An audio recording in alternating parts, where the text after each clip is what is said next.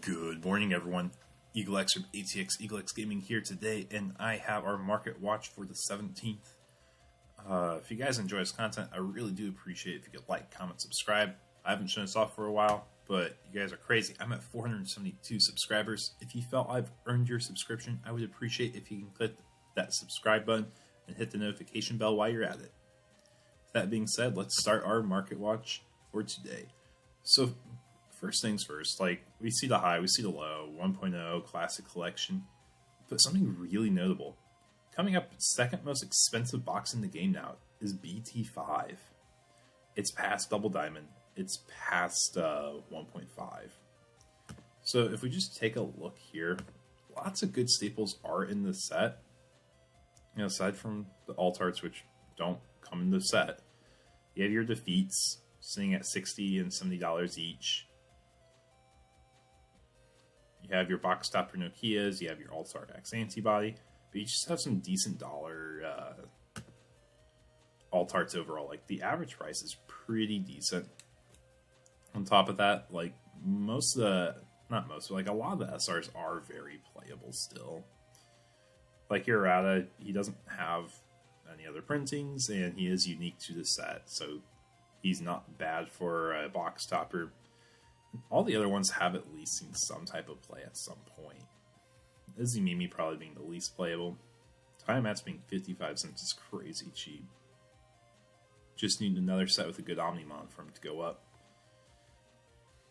But it's just an interesting point there to see that BT5's going up so fast. Next thing I want to talk about, the 1-year box toppers. You guys don't know, these are exclusive to the BT6 boxes. You get one of the 6 presented Digimon arts, Vmon being the high roll, along with Terriermon Upa being really good ones. But if you guys haven't seen, the Mega Gargamon actually got bought out. And he has a few more listings now, but he's basically a $20 card. This card is going up because of EX2. There is more Gargamon support for its line. The EX2 Gargamon is pretty similar to this one, and these two run in tangent with each other in the same deck. So you'll see these two being used together. Is it worth paying $20 for a box topper? Or for a 1-year pack box topper? It's not bad, to be honest, especially if it sees play, but it feels pricey right now to me. Now next. I've done this before. If you guys haven't seen, I have 2 resources for what Japanese singles go for.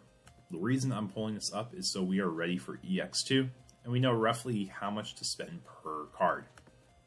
Our markets don't reflect 100% time for like what one is to the other, but we can go ahead and get like a vague idea of what some prices could settle at after the pre-release pre-sales.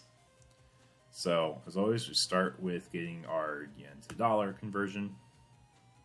So, first things, if we look here, we already see the Beelzemon Blast Mode is on pre-sale for $60. So, the secret for $60. If we're to compare that to the EX2 prices, we have roughly a 5,000 yen card. And we gotta look for the Beelzemon Blast Mode from all the alt arts. He's roughly 43. So if we put it right in the middle of the two there, say 4,500, roughly $35.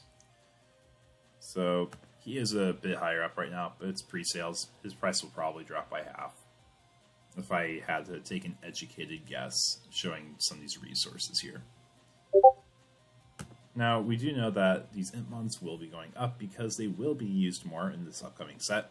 If you don't have them, look at potentially scooping them up, especially the alt arts, as they are the ones prone to spiking the most. And if you don't like the Event Pack 2 Impmon, don't worry, you have the Tamer card set 1. It should be coming out this next week or two. So we've talked about the Beelzemon Blast Mode. The Beelzemon, he's just an SR. SRs, lately they've been trending a lot higher dollar, closer to like the $5 to $10 range depending on playability, which isn't bad at all. Next, we're going to talk about the Gallantmon. When you play this Gallantmon, you need the Crimson mode. I don't have the presets on. But he is the level 7. And I have it filtered for level 6s, that's why I can't find him. There you go. We see he's roughly a $50 card here in pre-sales right now.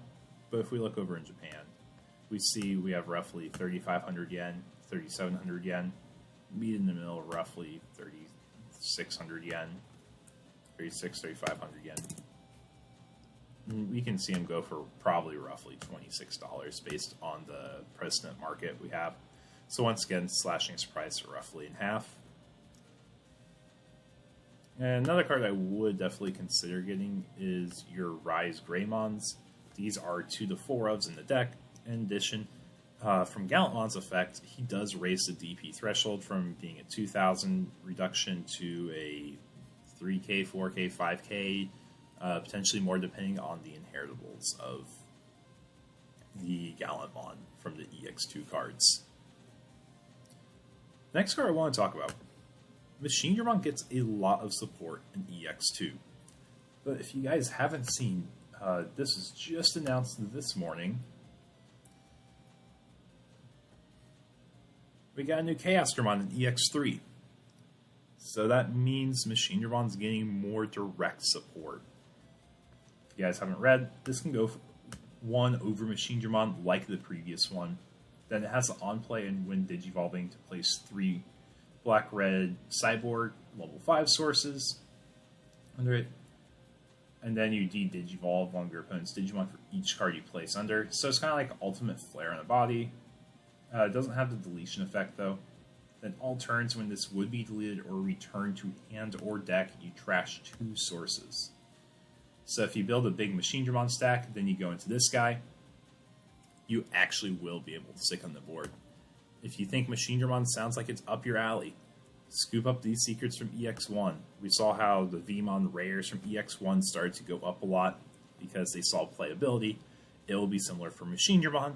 Give it, though, roughly another 5-6 months until we get to EX3. But he does get more support in EX2 as well. Same thing with Lord Knight. I argue Lord Knight and Sakuyamon is probably the best new yellow deck besides like a D-Reaper package. So it's definitely considerable to pick up your Lord Knights if you don't have any. With Sakuya's digivolving effect, you can restand Lord Knight, kind of like what Electric Rush did, but less conditionally. Now looking ahead to BT9 meta. BT9, there's some cards that I really want to emphasize. I've been telling you guys for a while, Avenge Kid is a good anti-meta card. It wasn't until Mario finally showed this in his market watch. He's like, hey guys, Avenge Kid's a good card. And this card skyrocketed.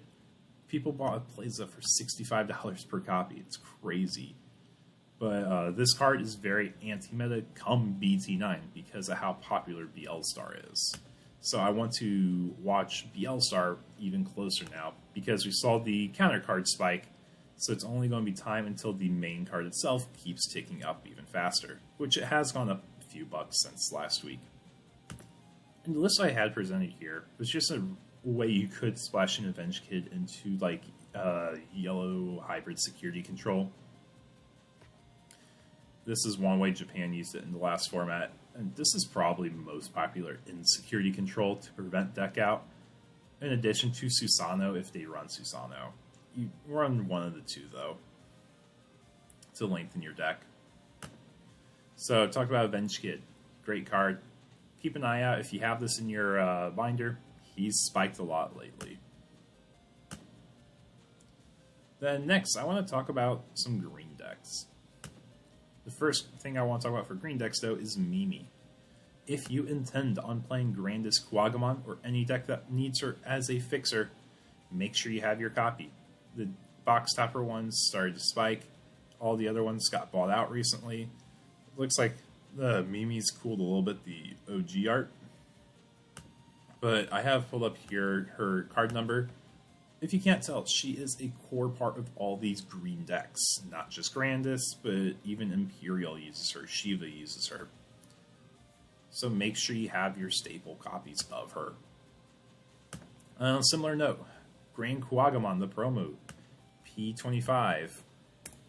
If you want to play Grand Kuwagamon, you want to have your copies of him. And we can see how relevant he is amongst all deck lists. Next, we have the blue deck Garurumon. If you haven't seen, these promos have been spiking up lately. There's a buyout recently, causing this card to go up crazy fast. And there's not many listings left at like reasonable prices, to be honest. If you don't have your set, now's a good time to pick up your set to make sure you have it in time for BT9, as this will be a strong contender for Tier 1.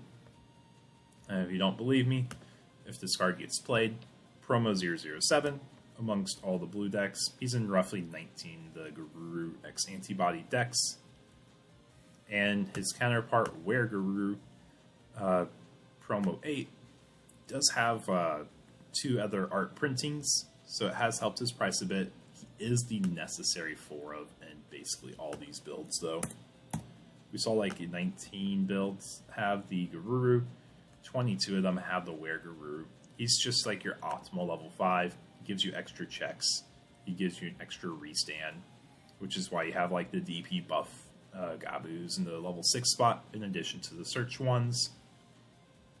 So just be aware, he will be played a lot. And something I haven't touched on in a while, and we're done with the Japanese sites. Stamps have been going up and down. This is probably the most volatile market in Digimon. Cards are super high dollar when they come out, as always, but the stamp ones show and reflect that even more. If a card has longevity, you'll see the price just naturally remain high.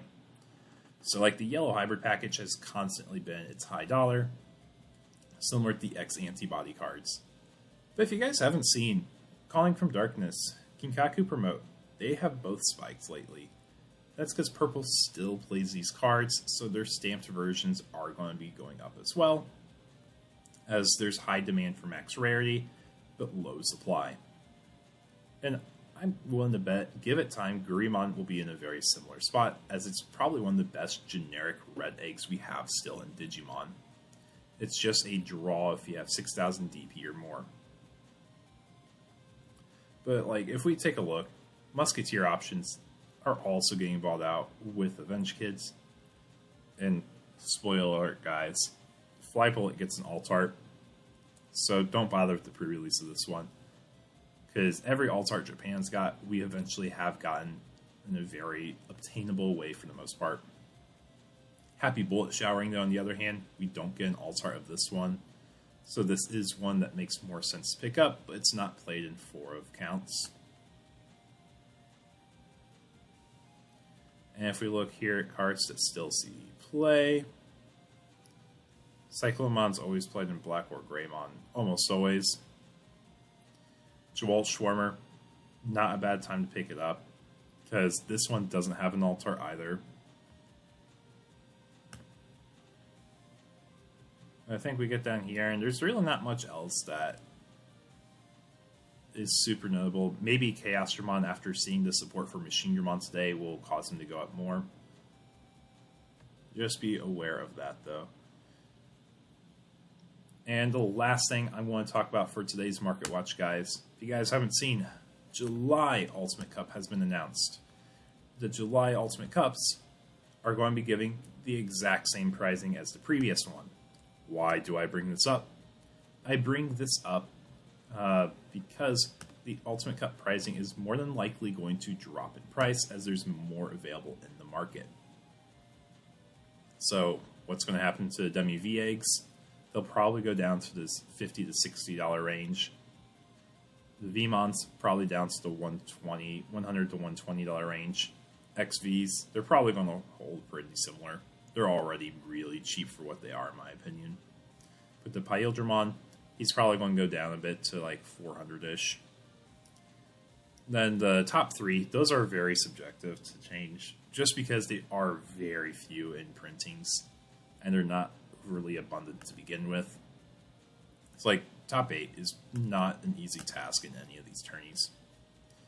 Well, guys, if you enjoy this content, I appreciate if you like, comment, subscribe. With that being said, take care, y'all, and have a nice day.